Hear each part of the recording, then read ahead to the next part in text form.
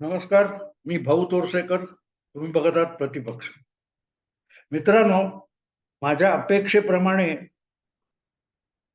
विधानसभेचे अध्यक्ष राहुल नार्वेकर यांनी आपला निकाल दिलेला आहे. जे कोणी गेलं 1.5 वर्ष त्या विषयावर प्रतिपक्ष आणि प्रतिपक्षाचं विश्लेषण किंवा घटनाक्रम ऐकत असतील, त्यांना हे नव्याने सांगायला नको की मी जे काही सातत्याने सांगत आलो आणि मी माझी भूमिका किंवा माझे अंदाज जरा सुद्धा बदललेले नाहीत.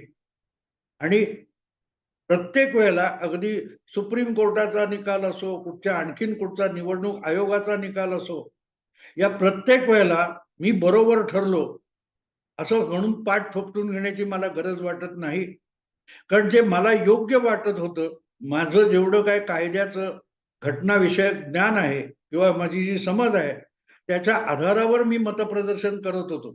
आणि त्यामुळेच आत्ता सुद्धा जो काही निकाल आलाय तो मला अपेक्षित होता. अगदी 2 दिवस आधी मी एक व्हिडिओ केला होता की निकाल कसाही येऊ, सरकार पडणार नाही. आणि बघा, सरकार पडणं तर दूर, एकही आमदार सुद्धा अपात्र ठरला नाही. आणि याचं साधं सरळ कारण आहे मित्रांनो, माझी काय कायद्याची समज आहे वगैरे बाजूला ठेवा.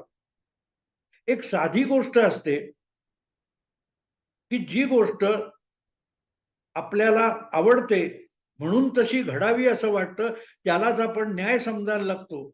आणि जेव्हा त्याला न्याय समजायला लागतो तेव्हाच त्याला आपण कायदा आणि घटना समजायला लागतो. आणि त्याचा साधा सरळ परिणाम असा असतो की आपल्याला वाटतं आपण बोलतो तोच न्याय आहे.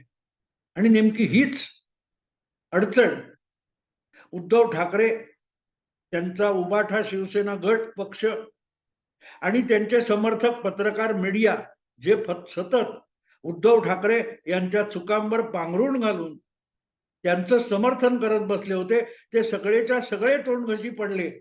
आणि ते तोंडघशी पडणार याची मला खात्री होती. आणि पहिली गोष्ट लक्षात घ्या, अगदी हा विषय ज्या वेळेला वाजत गाजत निवडणूक आयोगापर्यंत चालू होता, तेव्हा मी एक प्रसिद्ध कायदे पंडित जे अधूनमधून किंवा अनेक वेगवेगळ्या वाहिन्यांवर दिसतात, ते माझे मित्र परिचित सुद्धा आहेत, नामवंत वकील आहेत. त्यांना मी एक फोन करून मुद्दाम प्रश्न विचारला होता की तुम्ही जाता या चॅनेलवर चर्चामध्ये डिबेटमध्ये जाता, तर त्या चॅनेलवाल्यांकडे शिवसेनेची घटना उपलब्ध असेल तर जरा तपासून बघा. त्या घटनेमध्ये म्हणजे शिवसेना पक्षाची जी घटना आहे, जी निवडणूक आयोगाकडे नोंदवलेली असते, कुठलाही पक्ष निवडणूक आयोगाकडे एक नवा म्हणून नोंदवला जातो, रजिस्टर केला जातो, तेव्हा तो पक्ष कसा चालवला जाईल याची एक नियमावली किंवा घटना सबमिट केलेली असते, सादर केलेली असते. त्यातले दोष असतील तर ते दुरुस्त करून निवडणूक आयोग त्या दुरुस्तीनुसार कायद्याच्या आणि निवडणूक काय तो लोकप्रतिनिधित्व कायदा आहे त्यानुसार त्या घटनेमध्ये आवश्यक त्या दुरुस्त्या करायला लावतो आणि मगच पक्षाची नोंदणी करतो, रजिस्टर करतो. त्यामुळे शिवसेनेची जी काही घटना निवडणूक आयोगाकडे या क्षणाला जेव्हा ही गेली 1.5 वर्ष चर्चा चालू आहे त्यावेळेला नोंदलेली आहे, त्या घटनेमध्ये पक्षप्रमुख नावाचं पद आहे का हे तपासून घ्या. हे मी जवळजवळ 14 महिन्यापूर्वी या नामवंत वकिलांना सांगितलं होतं. आणि त्यांनी कुठून ते घटना शोधून काढली मला माहित नाही, किंवा कुठच्या चॅनेलवाल्याकडून मागितली किंवा इंटरनेटवरून काढली मला माहित नाही. पण त्यांना आश्चर्य वाटलं की भाऊ म्हणाले हा मुद्दा आमच्या लक्षात आला नव्हता. पण असं पक्ष प्रमुख नावाचं पद शिवसेनेच्या घटनेमध्ये कुठेही अस्तित्वात नाही. शिवसेना प्रमुख हे पद आहे, पण शिवसेना पक्ष प्रमुख हे पद अस्तित्वात नाही. आणि तेव्हा मी त्यांना म्हणालो की जे पद अस्तित्वात नाही त्या पदाने केलेल्या निवडणुका कोणावर काढून टाकलं असेल, कारवाई केली असेल, तर ते सगळं या सगळ्या शिवसेनेच्या फाटाफुटीच्या घटनाक्रमामध्ये त्या पदाने किंवा त्या पदावर असलेल्या व्यक्तीने घेतलेले निर्णय लागू होतात का? ते म्हणाले नाही लागू होणार. तुमचा मुद्दा बरोबर आहे. आणि आत्तापर्यंत तेच बरोबर ठरत आलं. आणि आत्ता सुद्धा तुम्ही बघाल तर विधानसभेचे अध्यक्ष किंवा शिवसेना उबाठाच्या लाडक्या भाषेमध्ये ट्रायब्युनल लवाद यांनी देखील निर्णय देताना उद्धव ठाकरे यांच्या पक्षामध्ये किंवा पक्षाच्या घटनेमध्ये पक्ष प्रमुख असं पद नाहीये याची नोंद केली आणि तिथेच सगळा घोळ झालेला आहे. पण गंमत अशी असते मित्रांनो, की हे सगळं समजावून सांगितलं तरी ज्यांच्यासाठी त्यांच्या चुका आम्ही दाखवत असतो त्या त्यांना ऐकायच्या नसतात. त्यांना खोटं का होईना आपलं कौतुक ऐकायचं असतं. मला ते देवानंदचा कुठच्या तरी सिनेमातलं एक गाणं आठवतं, की जॉनी मेरा नाम किंवा असं कुठचा तरी सिनेमा होता, की पल भर के लिए कोई हमें प्यार कर ले, झूठा ही सही. 2 दिन के लिए एतबार कर ले, झूठा ही सही. म्हणजे खोटं का असेना, पण आम्ही बरोबर आहोत असं म्हणा. असा जेव्हा आग्रह एखादा नेता धरायला लागतो, तेव्हा तो आपल्या सकट स्वतःच्या पक्षाला रसातळाला घेऊन जात असतो. आणि उद्धव ठाकरे यांनी नेमकं तेच केलं. अखंड शिवसेना असताना किंवा आता फाटाफूट झालेला जो उर्वरित शिवसेना पक्ष आहे, उबाठा शिवसेना ज्याला म्हणतात, त्याला सुद्धा उद्धव ठाकरे रसातळाला घेऊन जाणार याच्याविषयी माझ्या मनात शंका नाही. कारण त्यांना आपण चुकतो हेच मान्य नाही. आणि तुम्ही चुकत असाल आणि ते दुरुस्त करणार नसाल, तर तुम्ही ती चूक बरोबर ठरवण्यासाठी अधिकाधिक चुका करत जाता. आणि तेच निवडणूक आयोगासमोर झालं, तेच सुप्रीम कोर्टात घटनापीठासमोर झालं आणि तेच काल परवा विधानसभेच्या अध्यक्षांसमोर जी सुनावणी चालू होती त्यामध्ये झालं. सुनील प्रभू हा यांचा बिनीचा शिलेदार होता, ज्याच्या भोवती सगळी विधानसभेच्या अध्यक्षांसमोरची सुनावणी केंद्रित झालेली होती. सुनील प्रभू, शिंदे यांचे वकील जेठमलानी वगैरे जे होते, त्यांच्या प्रत्येक प्रश्नाला उत्तर देताना भांबावून गेलेले होते, गोंधळून गेलेले होते, चुकत होते, आठवत नाही, सांगता येत नाही असं सांगत होते. त्याखेरीज जी जी कागदपत्र या सुनावणीमध्ये सादर करण्यात आली त्यामध्ये इतक्या गफलती होत्या की जेठमलानी किंवा शिंदेचे वकील नेमका काय प्रश्न विचारतायत आणि आपल्याला कुठे अडकवायला बघतायत त्याचं सुद्धा भान सुनील प्रभू किंवा उद्धव ठाकरे यांच्या गोतावळ्याला नव्हतं. म्हणून त्यांनी सरसकट राहुल नार्वेकर म्हणजे विधानसभेचे अध्यक्ष यांना टार्गेट करायला सुरुवात केली. पण आपल्या चुका सुधारल्या नाहीत. परिणाम काय होणार मित्र? परिणाम काय होणार? तुम्हाला जर मी सांगत असेल की घाटामध्ये एखाद्या ठिकाणी बोर्ड असतो, मी नेहमी सांगतो की वेडीवाकडी वळणे अपघाताचे क्षेत्र, अशा ठिकाणी गाडी जपून चालवायची असते. पण हा फलक कोण आम्हाला सांगणार?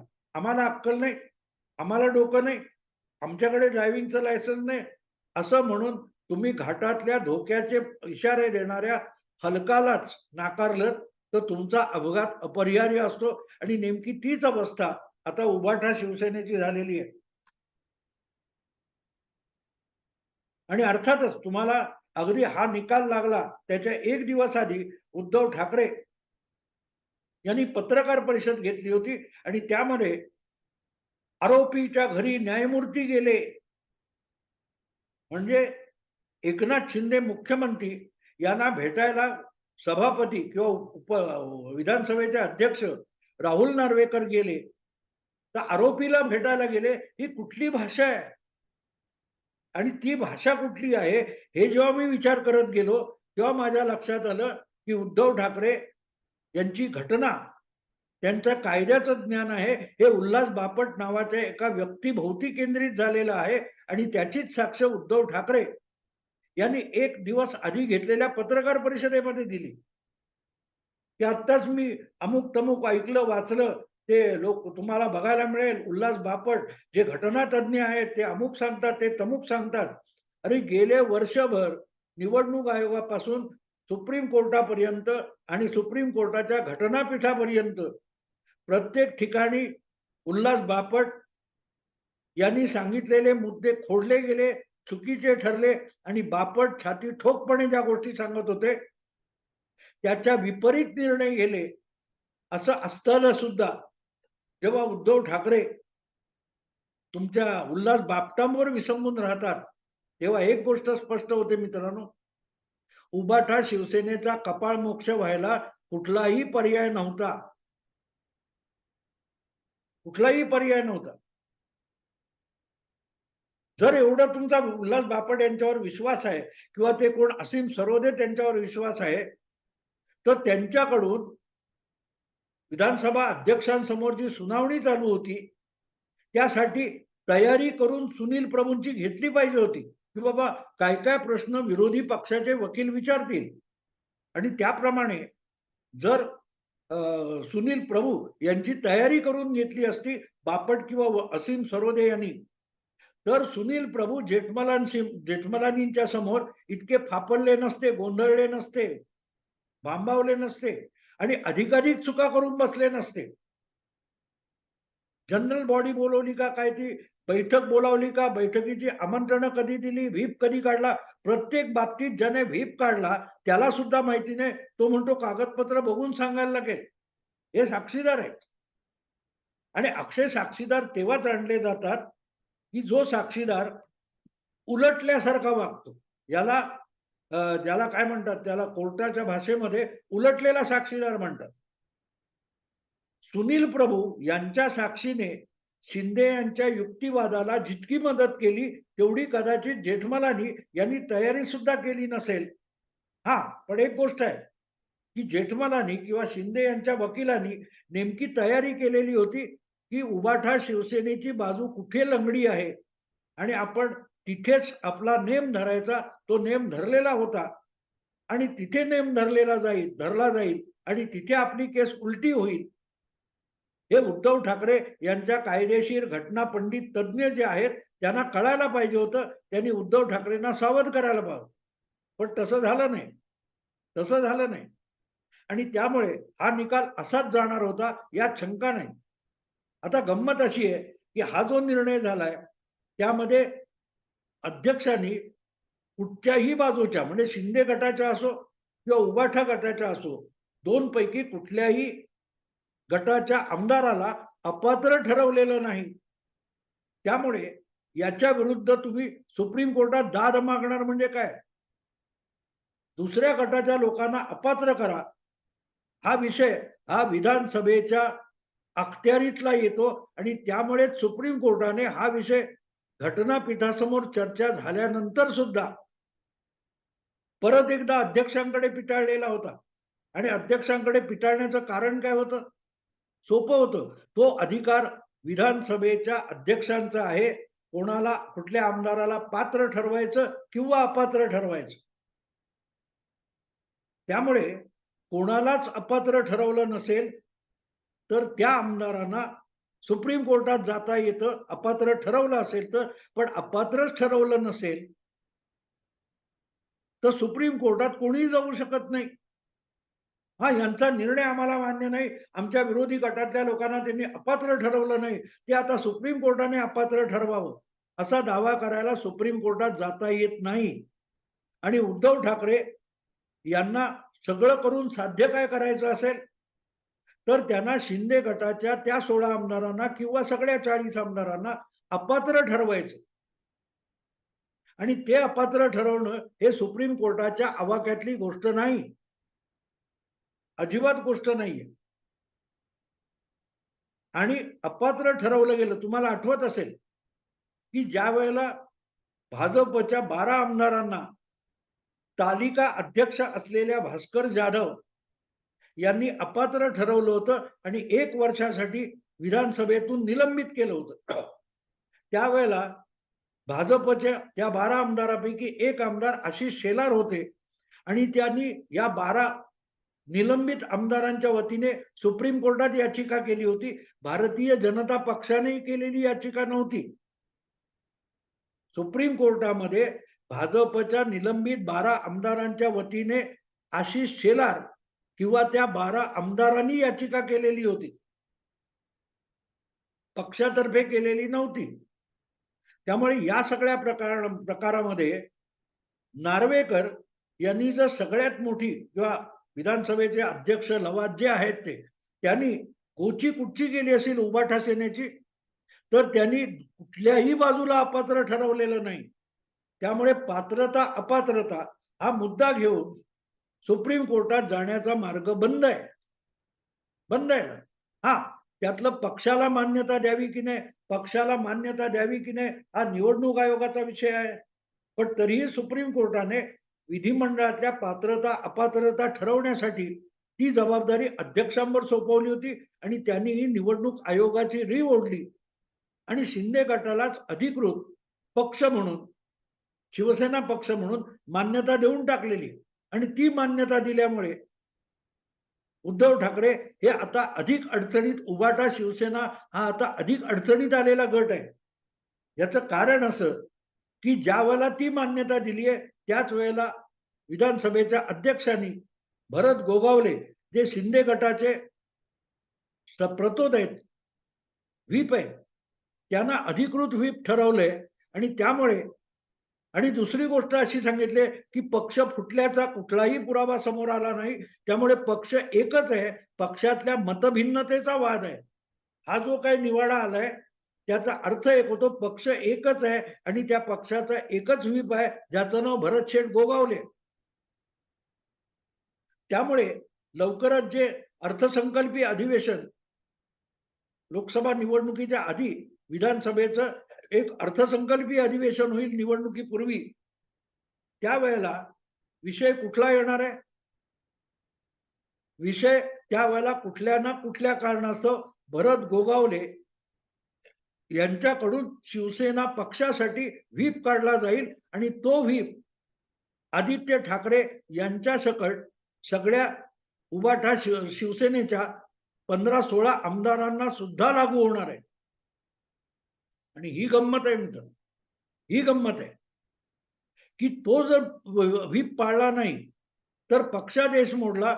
म्हणून उद्या शिंदे गट याच सभापतींकडे, याच विधानसभा अध्यक्षांकडे उबाटा सेनेच्या 15-16 उरलेले आमदार आहेत, त्या आमदारांना अपात्र ठरवण्याची याचिका अध्यक्षांकडे करू शकतो.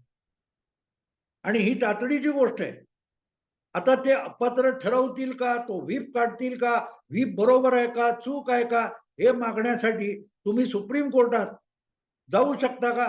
तर उद्धव ठाकरे जाऊ शकतात की हा व्हीप आमच्यावर लादला गेलेला आहे, आम्ही हा पक्ष मानत नाही, शिंदे आमचे नेते नाहीत आणि शिंदेकडे असलेला पक्ष हा आमचा पक्ष नाही, आम्ही वेगळा पक्ष आहोत, हे स्वतः सिद्ध करायला उद्धव ठाकरेंना सुप्रीम कोर्टात जावं लागेल. फार मोठा विषय.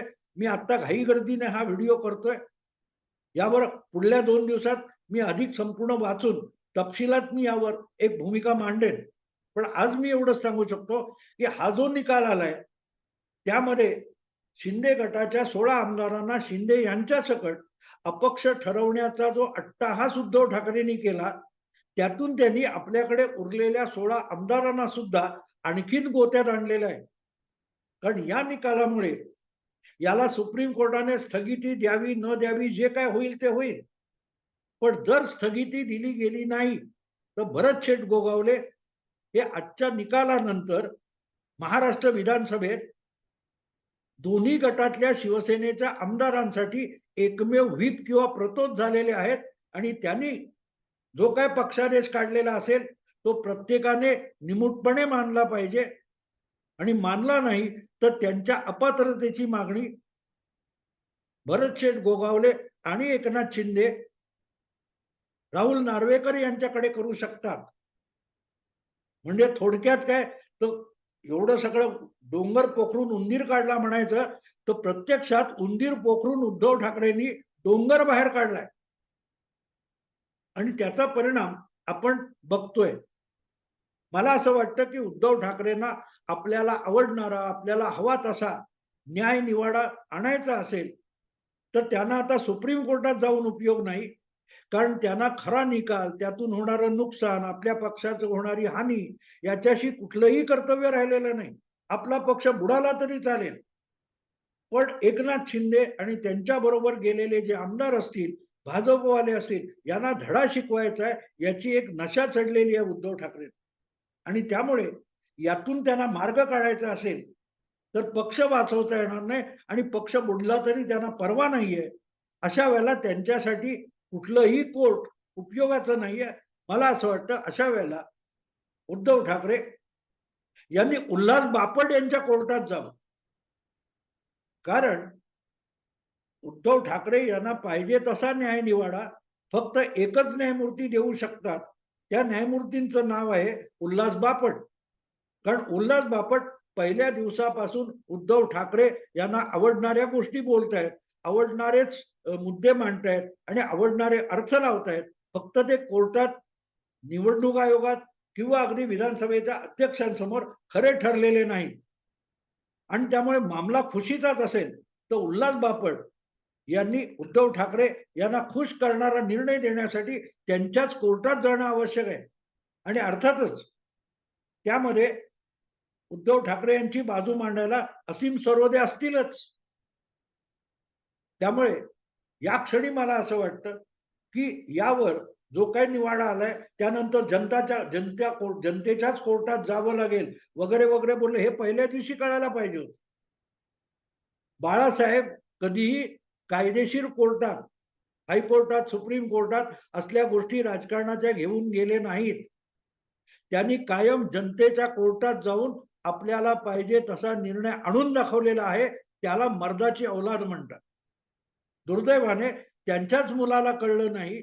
पित्याने ज्या कायद्यावर आणि कायद्याच्या प्रोसिजरवर कधी विश्वास ठेवला नाही, तर आपल्या मर्दुमकीवर विश्वास ठेवला. जनतेचा आपल्यावर विश्वास आहे याच्यावर विश्वास ठेवला आणि जनतेच्या कोर्टात बाळासाहेब जात राहिले. त्यांच्या सुपुत्राला आज आपल्या पित्याचा खरा वारसा कळलेला नाही, म्हणून ही परिस्थिती आली आहे. आणि यातून मार्ग काढायचा असेल आणि आनंदी राहायचं असेल तर मला असं वाटतं उद्धव ठाकरे, त्यांची उभाटा शिवसेना आणि जो काय त्यांचा गोतावळा आहे, त्यांनी आता उल्हास बापट यांचं कोर्ट कुठे बसतं, कुठे त्याची सुनावणी चालते त्याचा शोध लावावा आणि तिकडे जाऊन एक नवी याचिका करावी. बाकी मी या विषयावर अधिक तपशिलात पुढल्या 2-4 दिवसात बोलीन. आता मी घाईत, मी घरी नाही, मुंबई बाहेर आहे. हा व्हिडिओ केलाय तो तुम्हाला आवडला, लाईक करा, शेअर करा, सबस्क्राईब करा. नमस्कार.